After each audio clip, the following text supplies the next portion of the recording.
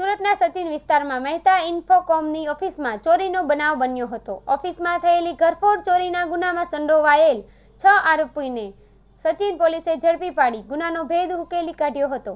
આરોપીઓએ ઘરફોડ ચોરીની ઘટનાને અંજામ આપ્યો હતો। પોલીસે આરોપીઓ પાસેથી ચોરીનું લેપટોપ, મોબાઈલ ફોન, રોકડ રકમ સહિત ઘરફોડ ચોરી માટે ઉપયોગમાં લેવાયેલા સાધનો કબજે કરી આગળની તપાસ સચિન પોલીસે હાથ ધરી છે। સચિન પોલીસે પોલીસના ચોપડે નોંધાયેલા ઘરફોડ ચોરીના ગુનાનો ભેદ ઉકેલી કાઢવા પોલીસ દ્વારા 2 અલગ અલગ ટીમો બનાવવામાં આવી હતી, જેમાં સીસીટીવી ફૂટેજ અને હ્યુમન સોર્સના આધારે આરોપીનું પગેરું મેળવવાની દિશામાં તજવીજ હાથ ધરવામાં આવી હતી। પોલીસે સીસીટીવી ફૂટેજ તેમજ હ્યુમન સોર્સના આધારે ઘરફોડ ચોરી કરનારા આરોપીઓની તપાસ આદરી હતી, જેમાં સુરતના ઉધના સ્થિત બીઆરસી ખાતે આવેલ પ્રભુનગરના એસએમસી આવાસમાં રહેતા હોવાની માહિતી સામે આવી હતી, જેના આધારે 6 આરોપીઓને ઝડપી પાડવામાં પોલીસને સફળતા મળી હતી। સચિન પોલીસ સ્ટેશનમાં એક અનડિટેક્ટ હાઉસ બ્રેકિંગનો ક્રિમિનલ કેસ દાખલ થયેલો હતો। તેમાં વિગત એવી છે કે સચિન પોલીસ સ્ટેશન વિસ્તારમાં સચિન સ્ટેશન રોડ ઉપર એક કોમર્શિયલ કોમ્પ્લેક્સ આવેલું છે। એમાં મહેતા ઇન્ફોકોમ નામની એક શોપ આવેલી છે।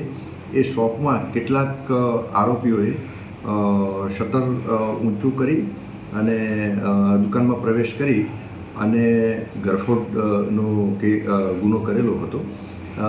આ દુકાનમાંથી રોકડા રૂપિયા 90,000 અને ઇલેક્ટ્રોનિક ઇક્વિપમેન્ટ્સ એટલે કે mobile phone, power bank, earbuds, smart watch, laptop, memory card અને પેનડ્રાઈવ મળી અને કુલ 5,72,830 રૂપિયાની કિંમતનો મુદ્દામાલ ચોરી કરીને લઈ ગયેલા હતા।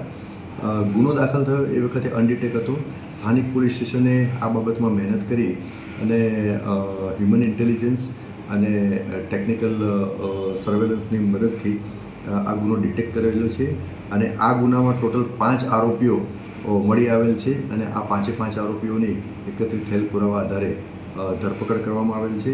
આ આરોપીના નામ જણાવું તો એક સુનિલ માનતુ નીનામા, બીજા બહાદુર ઉર્ફે બાલુ રાવજીભાઈ કટારા, ત્રીજા મનોહરલાલ ઉર્ફે મેન્દ્રુ તારાચંદ મૈડા, ચોથા રમેશ ઉર્ફે સુનિલ નરુ નીનામા, પાંચમા વિનોદ પુંજાલાલ નીનામા અને છઠ્ઠા મુકેશ લાલસિંહ ગણાવા।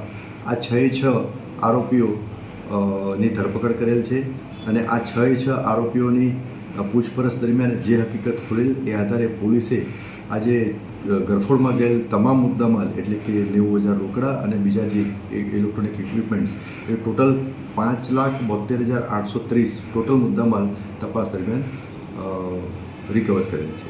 હાલમાં ગુનાની તપાસ ચાલુ છે। આ જે ગુનેગારો છે અગાઉ પણ સુરત અનેક પોલીસ સ્ટેશન એમનો ગુના નોંધ્યા છે। હાલમાં ગુનો ડિટેક્ટ થયેલો છે અને આજે 6 આરોપીઓની એરેસ્ટ કરીને પ્રાથમિક પૂછપરછ ચાલુ છે। પ્રાથમિક પૂછપરછમાં બીજા કોઈ ગુના કરેલાની કબૂલાત કરતા નથી, પણ હજુ તપાસ પ્રાથમિક તબક્કે છે, એટલે બની પણ શકે કે વધુ પૂછપરછમાં અને વધુ તપાસમાં બીજા કોઈ ગુના કરેલાની હકીકત ખુલી શકે। આરોપીઓ અહીંયા રહેતા હતા કે બહારથી આવ્યા છે?